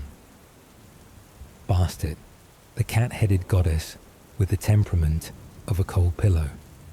She's the goddess of family, childbirth, music, joy and fragile objects. If you don't handle them gently, she protects pregnant women, guards homes by fending off snakes, rats, and bad vibes, not with swords, but with presence. The Egyptians believed if a cat sleeps next to a child's cradle, it's Bastet watching their dreams. Gentle like a cat, but can destroy a temple if you mess up. Don't think Bastet only purrs and closes her eyes halfway. She's a cat, meaning you don't know what she's thinking. Once, a thief snuck into Bastet's temple. He didn't steal anything. He merely nudged the sacred cat's bowl. The next morning, he was found hanging upside down from a pillar, half his hair chewed off, and surrounded by 17 expressionless cats. No one asked questions. They simply learned. Don't touch Bastet's things. Don't pet the cat. And don't block a cat from walking past the dead. Because if the cat turns away, a soul may get lost forever. The temple of Bastet, where humans bow to. The Sidai. The city of Bubastis, Bastet's main shrine, was a place full of cats. You step into quiet air, soft incense drifting, and 40 cats staring at you. No meows, no begging, just judgment. The priest said, if a cat walks toward you, it's a welcome. If it turns its back, reflect on yourself. If it comes close, then walks away. She's thinking about it. You lower your head. Don't even dare to cough. Because here, cats don't need to speak. They've been made divine. You're the guest. You should behave accordingly. Killing a cat, a divine offense. In ancient Egypt, killing a cat, even by accident, could mean execution. No trial, no excuses, no oops, I tripped. There are records. A man accidentally stepped on a cat and killed it. The entire village demanded he be burned. His wife knelt sobbing, while the sacred cat sat on the rooftop, silently. What's more terrifying than a god who doesn't need to yell? Just sits there, and you know you're wrong. Bastet indoors. Sekhmet outside. Few know Bastet has a twin sister, Sekhmet, the lioness goddess. If Bastet is internal control, Sekhmet is unleashed fury. There's a story. When Bastet gets so angry she can't contain it, she becomes Sekhmet. And when Sekhmet rages in bloodlust, they get her drunk on beer mixed with blood. So she sleeps and wakes up as Bastet again. Think of it this way. Bastet is the goddess of I'm holding it together. Sekhmet is the goddess of I'm done pretending. Bastet doesn't fix your problems, she quiets them. You're sad, angry, afraid, don't know what to do. Bastet doesn't appear and say everything will be okay. She just sits beside you. No hugs, no pep talks. Just places her tail on your hand and stays silent. So you can hear your own heart calm down. That's why people worshipped her. Not because she helped, but because she let them stop holding it all in. Dreams with cats, a sign you won't be alone. The Egyptians believed if you see a cat in your dream, Bastet has passed through your heart. No one knows what she did. But the next morning, that person always breathed easier. The chest felt lighter. And the question, can I still bear this, didn't ache as much. She doesn't fix you. She just stands guard. And if you've ever felt placed into a role too soon, the strong one, the heir, the one who has to be okay, then you'll understand Horus. Not because you're a god, but because you weren't given a choice, just like Horus, the falcon-headed god, son of Osiris and Isis, a child born into war, no childhood, only one mission, avenge his father. Father dead, mother with magic, child with a war plan. Horus wasn't born in a palace. He was born in hiding. His father, Osiris, was murdered by Seth, his uncle, cut into 14 pieces and scattered across Egypt. His mother, Isis, searched for every piece, reassembled them with tears and spells, then used wind-breathing magic to bring Horus into existence. In other words, Horus was born of miracle, tragedy, and fury. No cradle, no lullaby, just shadows, venomous snakes, and his mother whispering, when you grow up, take back the throne for your father. Childhood wasn't for playing. It was for training to fight. While other children learned to count cows, Horus learned how to kill a god without disrupting the universe. While others rolled in sand, Horus staged clay blood battles with model Seths.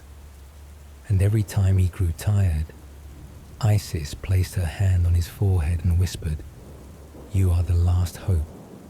No one else can do this." So Horus clenched his jaw, stood up, and trained again. The fight lasted 80 years between nephew and uncle. Horus and Seth didn't fight once. They fought many times, in temples, in rivers, in the sky, beneath the earth, sometimes with weapons, sometimes by shape-shifting, becoming snakes, swapping memories. The battle lasted 80 years, no final victor, only losses. Specifically, Seth lost any moral dignity, if he ever had it. Horus lost an eye. And Egypt lost faith in the idea that gods know how to resolve conflict. The eye of Horus, more than a symbol in one fight. Seth tore out Horus's left eye, threw it away, laughed. Isis retrieved it, reassembled it, using Nile water, moon dust, and a spell no one remembers. Since then, Horus's left eye became a symbol. The eye that knows pain, knows memory, and knows how to forgive without forgetting.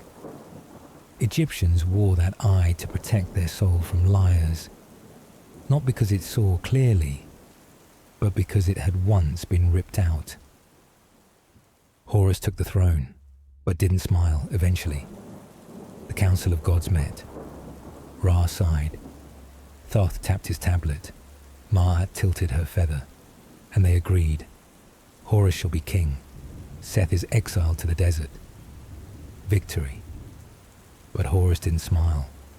He took the throne, sat upright, no feast, just a distant gaze toward the land where his father once lay, where he became a child who had to learn vengeance before laughter. And what if? Horus never wanted revenge. No one asked. No one gave Horus the option to say no. No one said, "You can live peacefully. Your father doesn't demand this." No. Everyone waited. When will you fight? And he fought, not out of rage, but because everyone said, if you don't, no one will. And you? Have you ever felt dragged into a role you never chose? When you have to be strong before you get to be weak? Horus had no time to collapse, no right to say, "I'm okay." He had to rise, spread his wings, and play God. And sometimes, Horus wasn't strong because he was powerful, but because he had no other choice. And that's why, though his eye was healed, it never shone the same again. Horus rules and sits alone. Egypt worships Horus, builds temples, paints murals, etches falcon wings onto tomb ceilings. But in every statue, have you noticed, Horus never smiles. No one stands beside him. His fists are always clenched. They carved him like a god, but really, they just carved the loneliness of someone forced to grow up too fast. Why Horus still deserves to be king? Because he didn't run. He didn't choose birth. Didn't choose to be a symbol. Didn't choose war. But when the world had only one person left who could say, "I'll hold this order together," Horus didn't step back. He stepped forward, with an eye that had once been torn, and wings that had learned the scent of lightning. Chapter 8. Sobek, the gatekeeper of the Nile. Dim the lights, turn on a fan. And if you've ever sat beside a river, listening to the water flow without knowing why you felt calm, maybe you've just stepped into Sobek's domain. No trumpets to greet you, no fragrant incense, just the smell of mud, moss, and something primal sliding down your spine. That's the sign. Sobek is near. Sobek, not a god of civilization, but a god of life. The Egyptians loved the Nile. They lived by it, breathed by it, watered fields, raised cattle, and even carried the dead to their tombs by river. But they never dared to believe the river was gentle, because beneath its surface there were teeth. Sobek is the god of the Nile, but his skin isn't translucent. He doesn't babble like a meditation stream. He has the jaws of a crocodile, lives in the river, smells blood, and knows who's afraid of water. Crocodile head, human face, unreadable mood. Sobek isn't handsome. He doesn't have Osiris's kind face, no radiant form like Horus, no sculpted smile, no white robe. He only wears water, and that massive crocodile head is a reminder. If you insult the Nile, you insult the teeth biting into your heel. But Sobek also guards the eggs. A beautiful paradox. Sobek, the creature who could kill you in one snap, is also the god who protects childbirth. The Egyptians believed when a child is born, if Sobek is watching, the umbilical cord falls at the right time, and the mother doesn't bleed too much. Why? Because crocodiles also know how to guard eggs. Have you seen it? A mother croc can hold eggs in her mouth without cracking them, holding with love, with an instinct older than language. Sobek doesn't say, "I love you." He just doesn't eat you. And for a god, that's enough. The river doesn't just flow. It decides the Egyptians lived by the flood seasons. When the Nile rose, the crops lived. When it didn't, death arrived quietly. And Sobek isn't the god who gives water. He's the one who holds the key for floods to arrive on time. No one dared pray for rain. They just left a dried fish, a bowl of goat's blood, or a quiet sigh, then waited. If the waters rose, you knew. Sobek heard. Sobek doesn't teach, he reacts. People ask, how do we please Sobek? No one knows, no one teaches, because Sobek doesn't demand, he just reacts. You do something wrong, he bites. You show respect, he protects. Gods don't need you to understand. Just don't pretend. Those who are eaten aren't always wrong once. A child drowned in the river. His mother knelt, weeping, cursing Sobek. An old woman nearby murmured, maybe the boy needed to go early, and Sobek only did what others didn't dare say. No one answered. No one comforted the mother.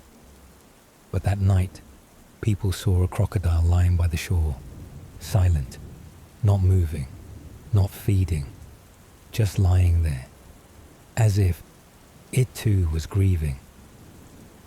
Sobek in you, a part you don't want to face. Sobek is instinct. He's the part of you that wants to protect, but will bite if wounded. He's the anger you swallow, the growl in your throat when someone touches a memory that shouldn't be touched. Sobek isn't frightening. It's just you're not used to knowing you have teeth too. When you want to destroy, but also to protect. Sometimes you want to break everything, leave the city, bite back at every word someone said. But also you, tonight, lying still, staying quiet so no one worries, silently watching over someone who hasn't fallen asleep yet. You are Sobek, in a form that knows how to hold back. And if today you feel like the one who messes everything up, when everyone says, don't do that, but you know that if you don't, no one else will lift a hand, then maybe you're Seth. Yes, God Seth, the one Egypt calls the killer of Osiris, the betrayer of order, the one who screams across the desert. But also, the one who guards the sunboat while everyone else is asleep, the one exiled from the divine council. But without him, the world wouldn't turn. Seth isn't pretty, but he's real. No one knows what Seth truly looks like.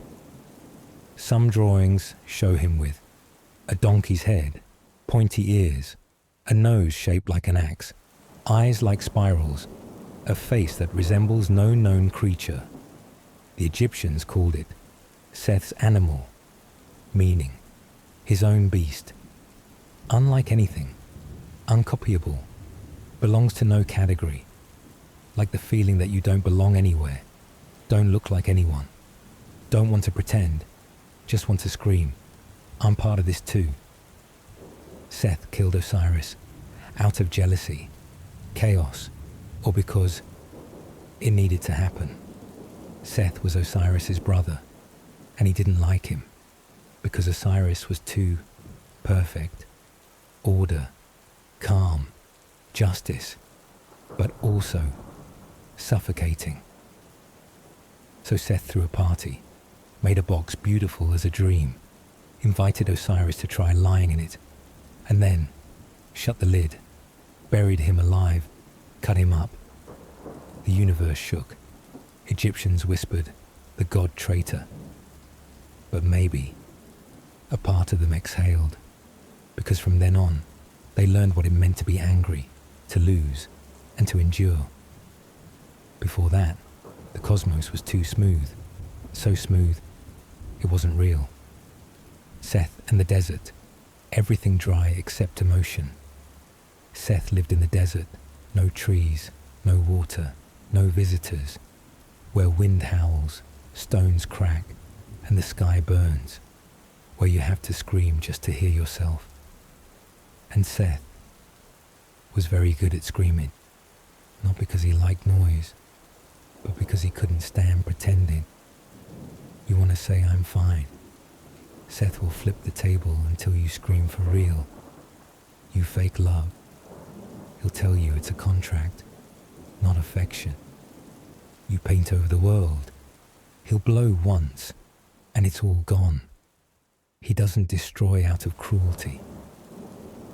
He destroys because things are wrong, and no one dares fix them. Paradox. Seth protects Ra from Apep. You think Seth only knows how to kill. Wrong. Every night, when Ra sails the sunboat through Duat, the only one who grabs a spear and jumps to fight Apep is Seth. No one else is crazy enough. No one else fierce enough. No one else dares roar back at the serpent of chaos. He doesn't do it out of love for Ra, not out of duty.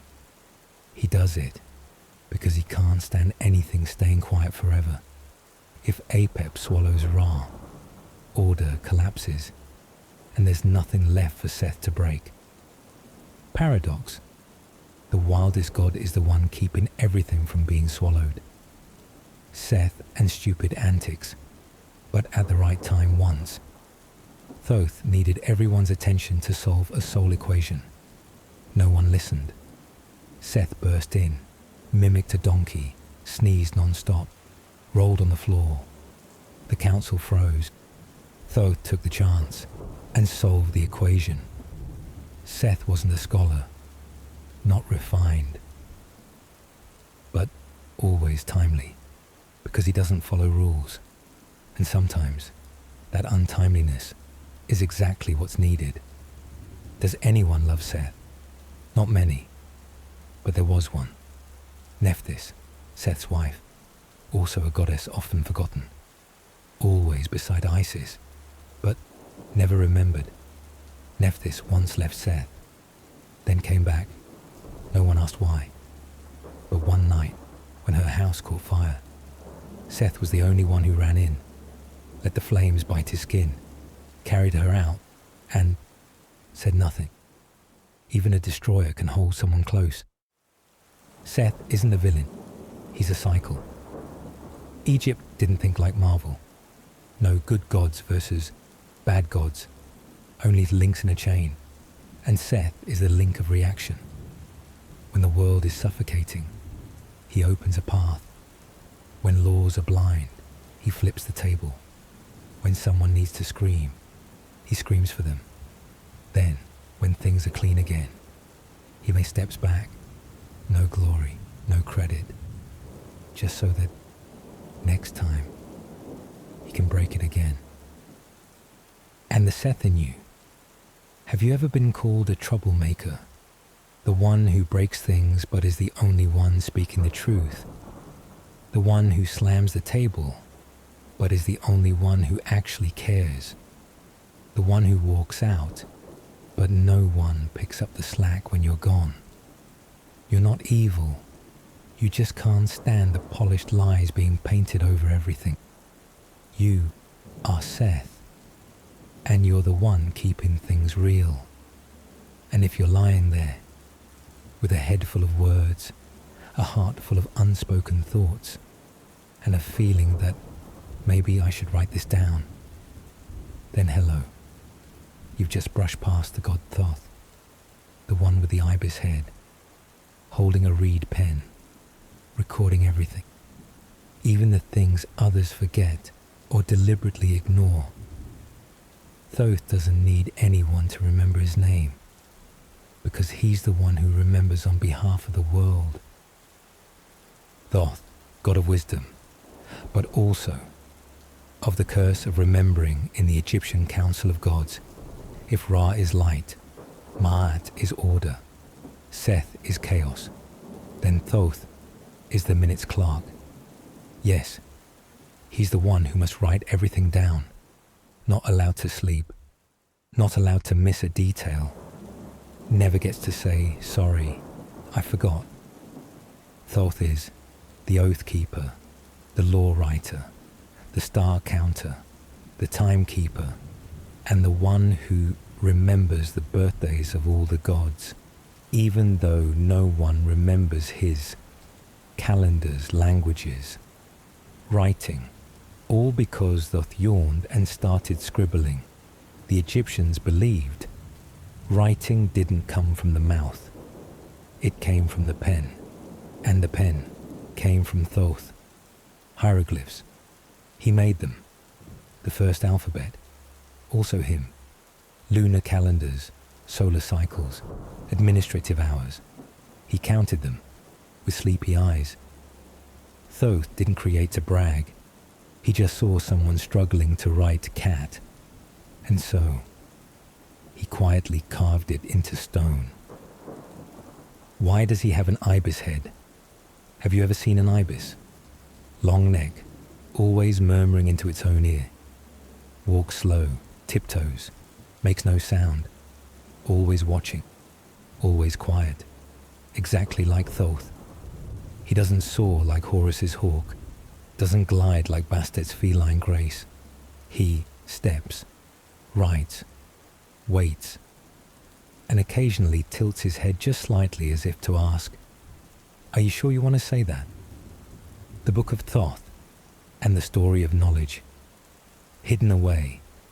Legend says Thoth once wrote a book containing all the truths of the universe. Not like 10 steps to enlightenment, but knowing the true names of all things, controlling life and death, reading thoughts, summoning the sun early. That book was locked in an iron box, inside a golden chest, inside a stone sarcophagus, inside a cursed tomb, inside a snake-filled desert, inside the imagination of humankind. And Thoth simply said, only the worthy may read it. If you're not, it's better you forget it exists. Thoth doesn't speak much, but everyone quotes him daily in ceremonial paintings of heart-weighing. Anubis stands by the scale. Ma'at is the feather. Amit is the creature waiting to devour. And Thoth, bottom right corner, head bowed, holding a pen, recording the result. No one looks at him. But if he doesn't write it down, the judgment has no weight, because the world needs witnesses, and witnesses need scribes. Thoth is the world's memory and the god's backup drive. Have you ever forgotten why you were angry at someone? Forgotten the last time you felt truly sincere? Forgotten. What you wrote at 3, yesterday. Thoth hasn't. He remembers. Not to punish, but to say, when you're ready, I can remind you.